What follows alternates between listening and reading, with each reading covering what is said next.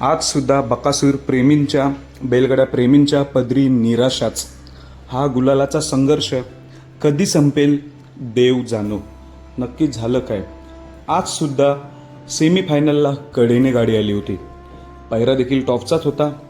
बकासूर आणि कुमटेचा वजीर.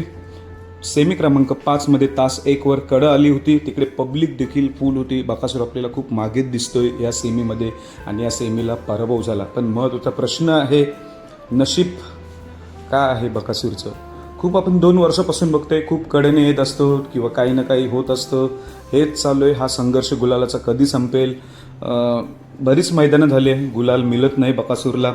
सेमीपर्यंत पोहोचतो, गट आरामात काढत असतो, पण सेमीला कडे हे नशिबीच लिहिलेलं आहे बकासूरच्या. हा संघर्ष गुलालाचा कधी संपेल हा बकासूर प्रेमींना सर्वांना प्रश्न पडलाय. मला देखील पडलाय. आज वाटलं होतं आज देखील गुलाल मिळेल. आताची 3 मैदानं मागची बघितले तर 3न्ही टॉपचेच पैरे होते. एकेल होता बकासूर भुंगा आणि आदतला देखील एक चांगला टॉपचा पैरा होता. आज देखील एक कुमटेचा वजीर होता. त्यामुळे एवढे टॉप पैरे असून सुद्धा पदरी निराशात येतोय.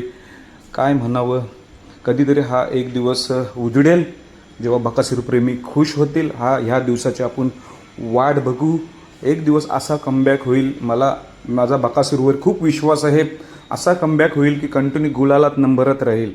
हा जो नशीब जे चालू आहे, कडं येणं, सेमीला हार होणं, हा संघर्ष कधी ना कधी संपेल. एक दिवस आपला असेल, याची नोंद घ्या सर्वांनी.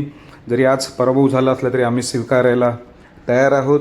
पुढच्या मैदानासाठी बकासूर जसं सज्ज येऊ तसं आम्ही देखील सर्व बकासूर प्रेमीसुद्धा सज्ज असतो. बकासूरला पाहताना पळताना खूप वाईट वाटते, पण नक्कीच येणारा दिवस आपला असेल. धन्यवाद.